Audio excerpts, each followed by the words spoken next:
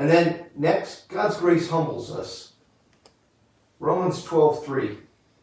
For by the grace given me, I say to every one among you, not to think of himself more highly than he ought to think, but to think with sober judgment, each according to the measure of faith God has assigned. When we understand how much of God's grace we have received, it cannot stop but humble us, can it?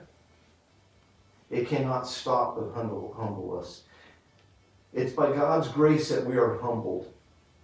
And it's probably because of God's grace that we are humble. Knowing that God loved us before we were lovable. Knowing that God loved us while we were yet sinners.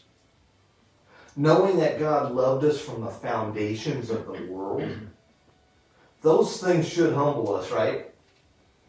Those things should humble us and keep us from thinking of ourselves more highly than we ought to. We talked about this morning in our Ephesians study. That non-believer that you see, don't think of yourself more highly than them. That was you. That was you. Past tense, right? But by God's grace, right? Now present tense, that's not you. But that was you. So don't think of yourself more highly than anybody. Any of your brothers and sisters in the Lord or any non-believers.